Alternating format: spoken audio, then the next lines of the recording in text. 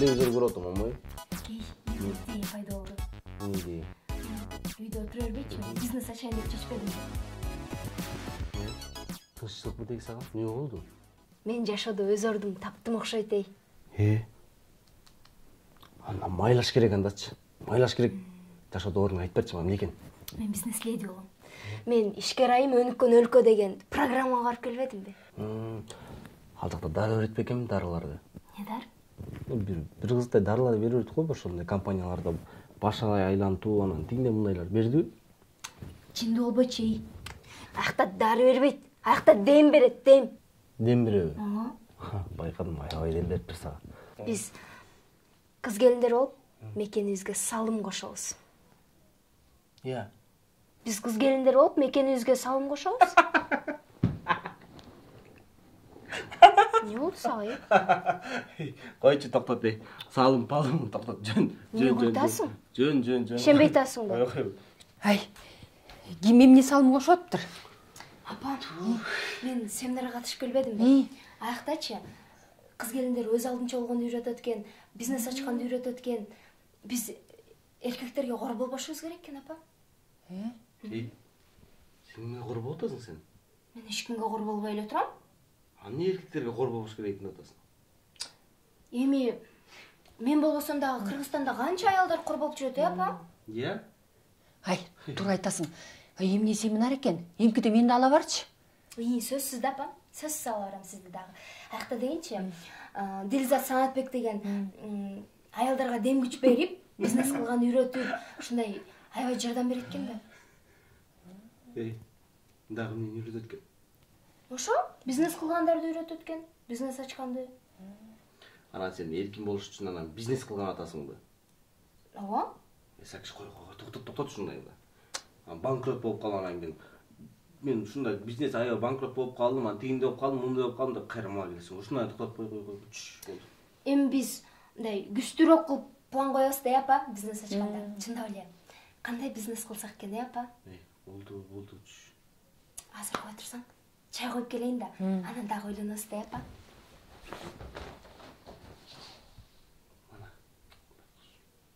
Эмне? Үйдө бош жата береби, иштебейби деп атып. Караңыз, каяктар биз жерге алып келиптир. Сүйлөп калыптыр ага кайсы нерсени. Ой, мейли иштесин да. Эгер элдин кечки үйдө бош, кыларга иши жок. Эмне?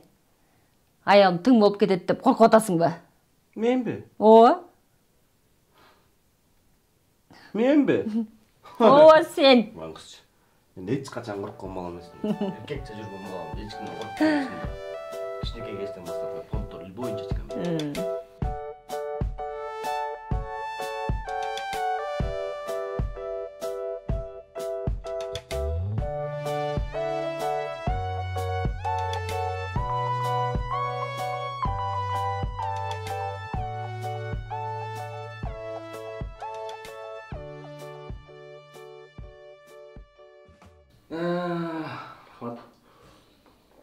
Хорошо, бизнесин кылыр. Бирок жанагы сетевой маркетинг, анан премиялар катышпачы. Алар вообще алдайт.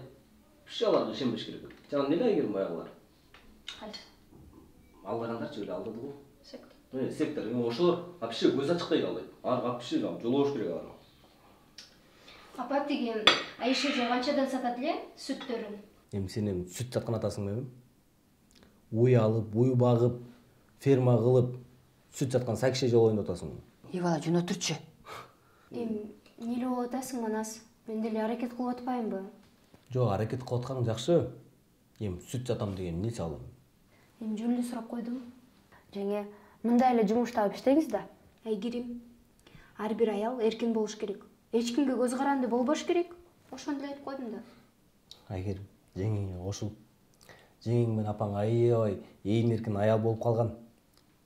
Буларың аябай өздөрүн билет.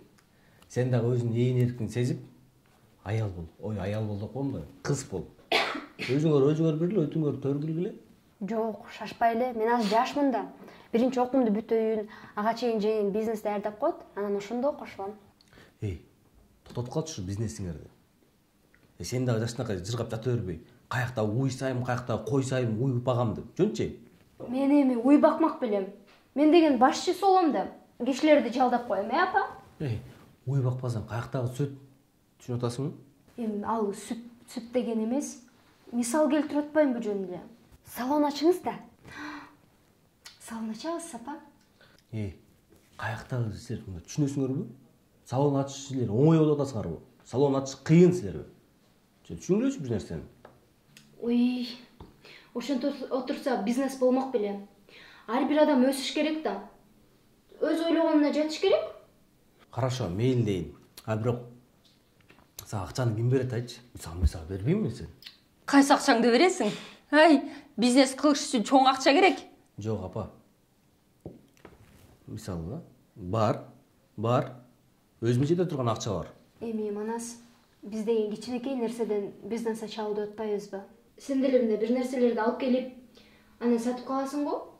Ошо. Ал бизнес эмес. Анча айтам силерге. Ал бизнес эмес, ал движение. Биз движение болуп калса кылып коебуз дегендей. Болбой калса да бир бале кылабыз дегендей. Сен движение менен бизнести алмаштырып алачы. Движение кылыш үчүн любой адам колунан келе бербейт. Движение кылыш үчүн мендей киши мага окшош болуш керек кичине. Мактанчакпы? Жок. Мага ошо тың болуш керек. Аялын колдоп койбойсуңбу? Кайра аны бизнес кыла алмак белең дебей. Ошо кыйын болбой.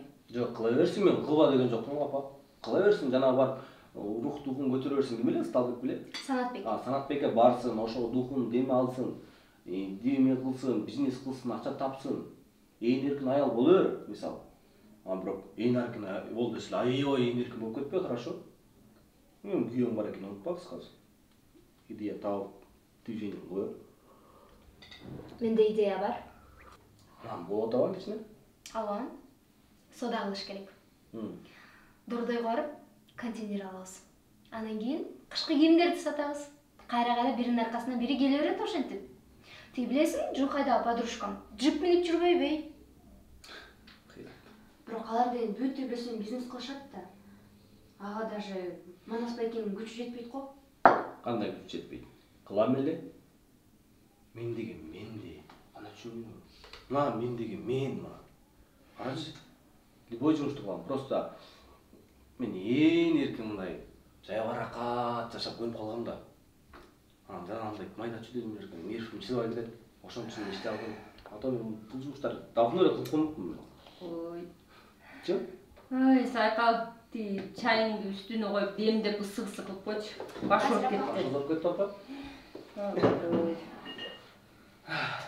Бирок азыр болсо кийимдерди интернеттен деле сатып атышпайбы? Мен ошондо ойлонуп жүрөм. Көптөн бери жөн отурбай ошо Инстаграмдан сумочка, пумочка сатсамбы деп. Токтотчу. Сумочка, бизнес ишнесиңер. Андан көрө сабагың окуу жашына кал. Сабагым окуп атам. Балең окуп атасың. Эч нерсе окуган жоксуң. Билем да мен сен сабагың баарын акча менен бүтүрөсүң. Мен акча менен бүтүрбөй эле өз күчүм менен бүтүрөм. Кулакка тээп лапшаны илбечи сен мага. Мен лапшаны илген жокмун. Анан эмне кукуруза кайтарып атасың? Менин кызым жапчашынакай эле өз күчү менен окуйт. Өзү окуйт. Ушул акы элден окуганын көрдүңүз беле? Мисалы мен вообще көргөн эмесмин мен. Эми окутпаса эмнени окуйм? Мен актан менен окудай иши кыл. Өзүң жыргат окугансып, эмнеле болуп атасың? Апа, ошону айтып атпайм. Менде окуп калбасын деп айтып атам да мен. Эмне, сенде болсо жаманбы? Мен жакшы болду. Эмне күлөсүң? Апа, элестетсеңиз, Айгерим мен 5 жылдан кийин менде окуп алганын элестетип күлгүм келип атат.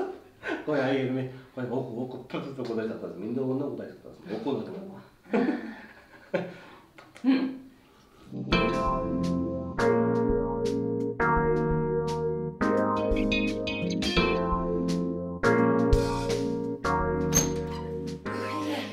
Аябай жакшы болбодубу? Силе алып барып кирсиң мен ошол жака. Айтпадым беле, апа. Бизгечи мотивация эле жетишпей атат да. Биздин колдон баары келет да, көрсөйчү. Эмне мотивация жетишпейт? Мотивациядан берип коём. Бала. Көрсө биздин мээбиз деген түрмөгө түшүп калган турбайбы? Биринчи мээни бошотуш керек экен, анан өзүбүз чыгат экенбиз. Да, эркектердин айнамбы? Ооба. Сайкал. Сен кордоп коюш керек окшойт, Неге? Апам өкмөң жанагы Сталбекке жолуккандан бери аябай башкача болуп калдыңар. Санатбек, Дилзат Санатбек. Ошол ким болсо да ошол болсунчу. Ошондон бери Корболдук деп эле. Ай, корболаса айтабыз да. Канча деген аялдар корболуп атат бул дүйнөдө. Эми ошонун баарына мен күнөөлүмбү? Ой, эркектер күнөөлүү. Жан жөнчү, сенин күнүң жок бе? Ошо да. Айтсам эле болбойсуңар.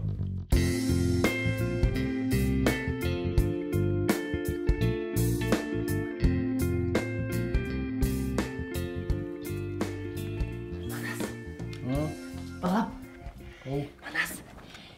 Мен эми үйдө бекер жатпай, иштейин деп чечтим. Эмне болуп кетти? Ой, иштеш керек. Кечээ күнү айтып атпаңыз беле, мен тажадым, мен баарынан жумуштан тажадым, иштегим келбей калды деп атпаңыз беле? Эми иштеш керек, кыймылдаш керек. Э? Ай, карачы сенин аялыңда бизнес ачам дейт. А эмне ошого теңелип сиз да бизнес ачкан атасызбы эми? Ай, жок. Каякта мага бизнес ким коюптур? Мурда эле жумушума барам.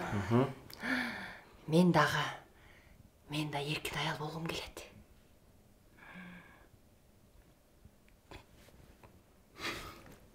Не? Эмне карадың? Карабадым. Немене калп айтып атамбы? Канчалыгын аялдардын укуктары тепселенип атат. Жок. Тура эле аялдардын укугун коргош керек, апа. Бирок Эмне күлөсүң? жок, үлгөн жокмун мен. Ой, эмне шылдыңдап атасың я? Эмне шылдыңдап атасың? Мен шылдыңдаган жокмун сизди. Эй бала. Силердин оюңарча. Мен үйдө отура беришим керекпи? Атаң укурун көзүң карап. Жок. Сиз иштей бериңиз, апа. Сизди ким иштей деп атат? Мисалы. Биздин үйдө сизден өткөн эркин аял жок, апа. Баардыгынын эркиндигин алып койгонсуз го. Мисалы, атамдын эркиндигин алып койгонсуз, атам бакшы жүрөт го. Унчукпай эркин жок.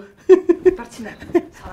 Апа, атам эркиндигин берип коюңузчу өзүнө. Бакшы кыйналып кетти.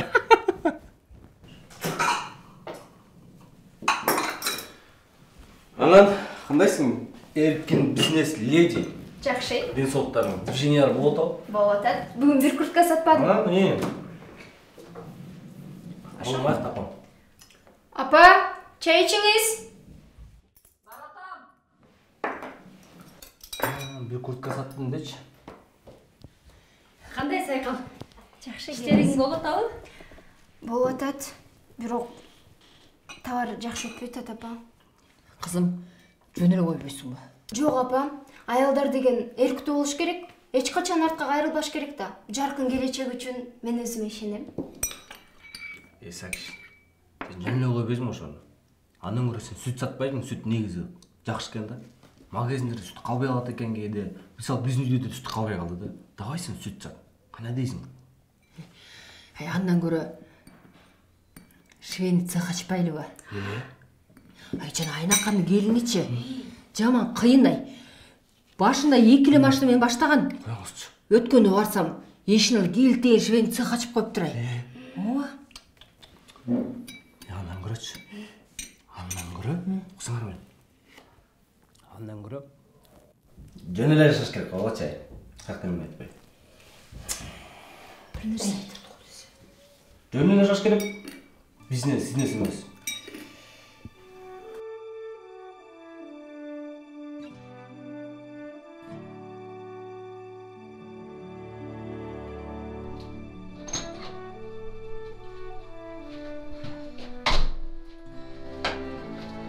Кандай сайкал?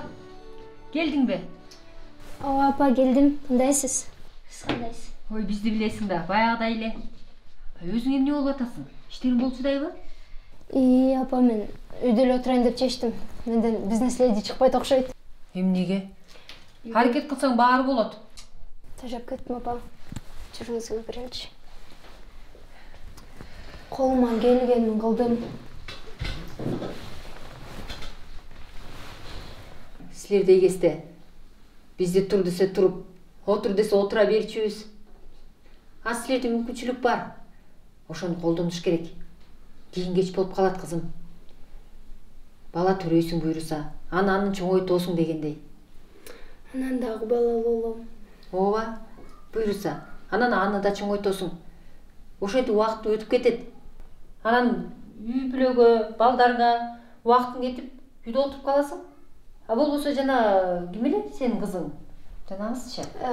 Дилизат Санатбек. ошоңузга окшоп бизнес леди, эркин айыл болуп жүрбөйт белек? Экөөнү тең бирге алып кетсе болбойбу? Болот. Бирок оор. Өзүң айткандай, бала төрөгөн атсаң, каяктагы бизнес? Балаң ыйлап атса, балаң чыркыратып коюп акча табасыңбы? Жок, балам карайм. Ошо да. Бирок силер үй бүлөнү да, ишти да бирдей алып кетишиңер керек. Жашсыңар.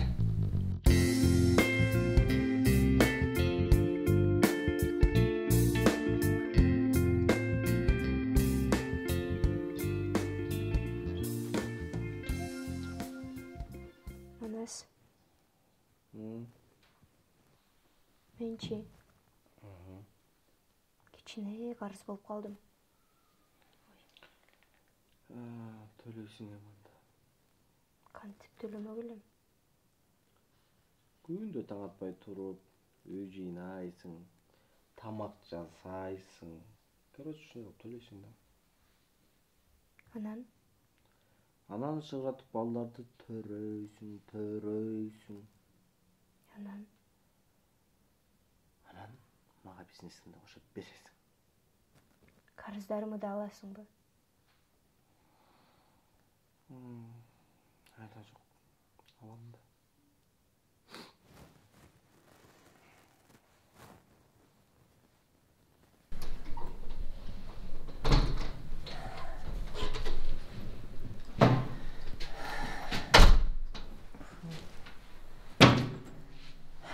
Опа, келдиңизби?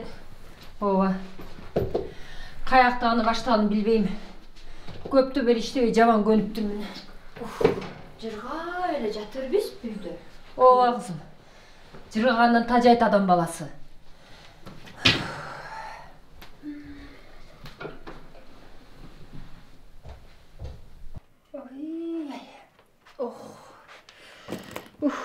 Чарчадым. Бутум тарта албай калдым. Келип калдыңызбы? Жумуш таптыңызбы? Жок, кайдан. Бир жерге барсам 25 жашка чейин эле алабыз дейт.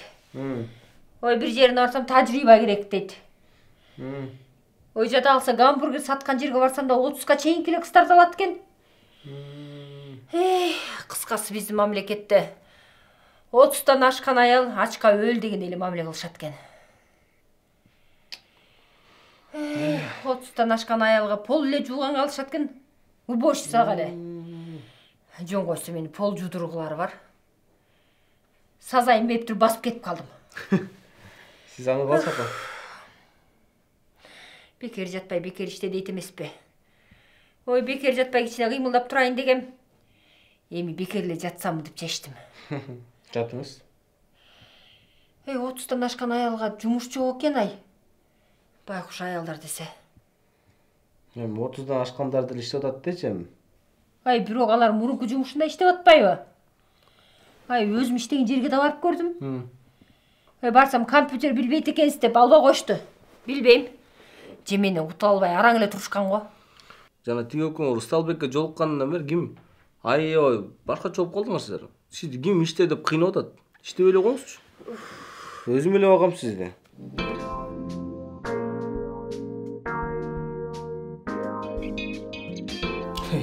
Апа, сиз деле буга чейин мен деле эркин аял болом деп атпадыңыз белем? Эмне? Туурабы? Ооба. Бул үйдө менден эркин адам жок. Өзүң айткандай, атаңда да менчилик эркиндик жок. Апа, өзүчү, бул үйдө менден өткөн эркин адам, жайбаракка жашаган адам жок негизи. Сен келечең алды да. Азыр ошентип кыйын боло бер. Анан сайкалда болот эркиндиктин баарысы. Аны көрө жатарбыз дегендейчи. Негизи бул үйдө мен деле эркиндик жок. 18ге чыксам деле баарыңар тең контролдо бересиңер. Эгерме. Сенчи 18ге эмес, 98ге чык. Сен биз үчүн дайыма кичинекей кызсың. Туурабы апа? Ооба, туп-туура айтат байкең. Менин укугумчу? Сен укугуң бар, көчөгө чыгып айт бар. Пикетке чык, укук коргоочуларга кайрыл, ошолорго айт, укугум деп. Биздин жашоодо өзүбүздүн жашообуз бар, өзүбүздүн када салтыбыз бар дегендей. Биздин жашоо башкалардын окшошпойт. Башкалардыкы биздикине окшошпойт. Башкаларда проблема болуп аткандыр, кыйынчылыктар. Биздин үйдө Кудайга шүгүр андай кыйынчылык боло элек. Туруп апа? А эмне? Атам экөө силердин эй аялдар, силер экинчи сортсуңар. Тага отурула, бияка отурула, тургула деп атабызбы? Хам болуп атабызбы ошентип? Эч ким анткен жок да, туурабы? Эмне мынча көп сүйлөйсүз? Мен көп сүйлөбөйм. Мен ачуу чындыкты айтам, Айгерим. Сен ушул нерселерди ук. Күнүгө угам. Да ук. Кулагың тесилгенче ук. Вообще-то бул жерде кимдин укугу тебеленип атат? Негизи айткылачы. Сеники? Жок. Сенчи? Ээн эркин аял болуп атпадың беле? Вообще жоготтуң ал нерсеңди. Ээн эркин аял эмессиң. Сен могул жерден Карска баттың. Төлөп жата бер ошону. Карыз демекчи. Ошо карызды сүйлөшүп алсакпы дегем. Не болду? Долоп келишти. Долосо төлөбөйсүңбү? Менде акча жок да. Менде да жок, эмне кылайын? Машинаң бар го? Ооба, бар, эмне кылайын? Ошону берем деп койгом. Iya. Менин машинамдуу? Сенби? Берем деп койдуңбу? Эми сотко беребиз деп атпайбы? Айгерим, айтсаң, азыр бул жерде кимдин укугу тебеленди азыр?